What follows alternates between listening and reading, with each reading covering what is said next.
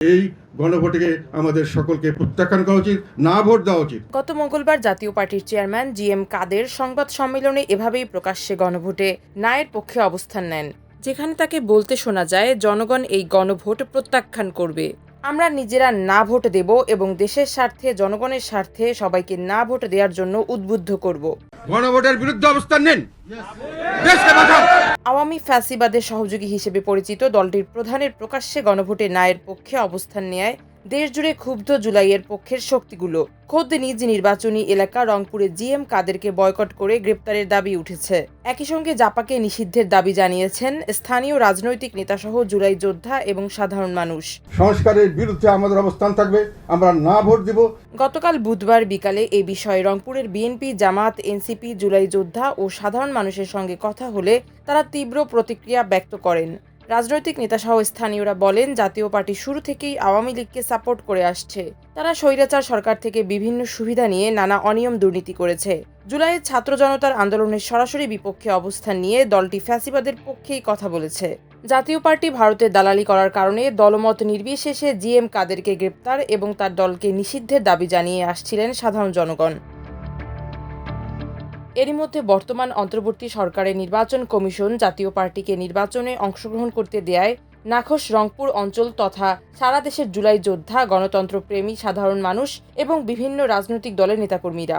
তাদের দাবি, ভারতের দালাল আওয়ামী লীগের পুনর্বাসনকারী জাতীয় পার্টির চেয়ারম্যান জিএম কাদেরকে গ্রেপ্তার করে আইনের আওতায় এনে তার দলকে চিরদিনের জন্য নিষিদ্ধ করতে হবে।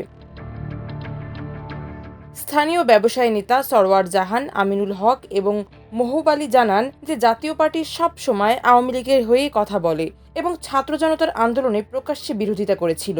সেই জাতীয় পার্টিকে কেন এতদিন নিষিদ্ধ করা হয়নি, তার জবাব কে দেবে?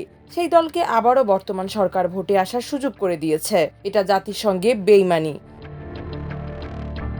এ বিষয়ে জুলাই যোদ্ধা ও রংপুর জেলার সমন্বয়কারী ইমরান আহমেদ আমার দেশকে জানান, আমরা অনেক আগেই জাতীয় পার্টিকে নিষিদ্ধ করার দাবি করেছিলাম।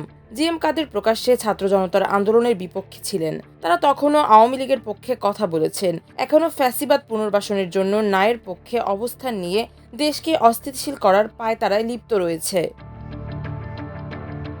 এনসিপি রংপুর জেলা কমিটির যুগ্ম সদস্য সচিব রুস্তম আলী বলেন, শুধু জিএম কাদের বা যে কোনো নেতা হোক, যারাই নায়ের পক্ষে অবস্থান নেবে তাদের গ্রেপ্তার করে শাস্তিমূলক ব্যবস্থা গ্রহণ করা হোক। মহানগর বিএনপির আহ্বায়ক ও রংপুর ৩ আসনের এমপি প্রার্থী শামসুজ্জামান শামু আমার দেশকে বলেন, জাতীয় পার্টির চেয়ারম্যান জিএম কাদের আওয়ামী লীগের এজেন্ডা বাস্তবায়নের জন্য মাঠে আছেন। তিনি এখন প্রকাশ্যে অন্তর্বর্তী সরকারের বিপক্ষে গিয়ে নির্দ্বিধায় ও নির্ভয়ে না ভোটের পক্ষে ক্যাম্পেইন করছেন। তিনি জিএম কাদেরের বিরুদ্ধে ব্যবস্থা গ্রহণের জন্য অন্তর্বর্তী সরকারের প্রতি দাবি জানান। জামায়াতে ইসলামীর কেন্দ্রীয় শুরা সদস্য ও রংপুর ৩ আসনের এমপি পদপ্রার্থী অধ্যাপক মাহবুবুর রহমান বেলাল আমার দেশকে বলেন, জাতীয় পার্টি নিজেরাই ফ্যাসিস্ট। তারা তো আওয়ামী লীগের পক্ষে কথা বলবেই। জাতীয় পার্টিকে এই নির্বাচনে অংশগ্রহণ করতে দিয়ে বড় ভুল করেছে নির্বাচন কমিশন। দলটিকে অনেক আগেই নিষিদ্ধ করা উচিত ছিল। জিএম কাদের মূলত ভারতের দালাল। জাতীয় পার্টির কেন্দ্রীয় কমিটির কো-চেয়ারম্যান ও রংপুর সিটি কর্পোরেশনের সাবেক মেয়র মুস্তাফিজুর রহমান মুস্তফার সঙ্গে যোগাযোগ করা হলে তিনি আমার দেশকে বলেন, জাতীয় পার্টির চেয়ারম্যান জিএম কাদের আসন্ন সংসদ নির্বাচনে গণভোটে নায়ের পক্ষে কথা বলেছেন। এ কারণে আমরা গণভোটে নায়ের পক্ষেই থাকব।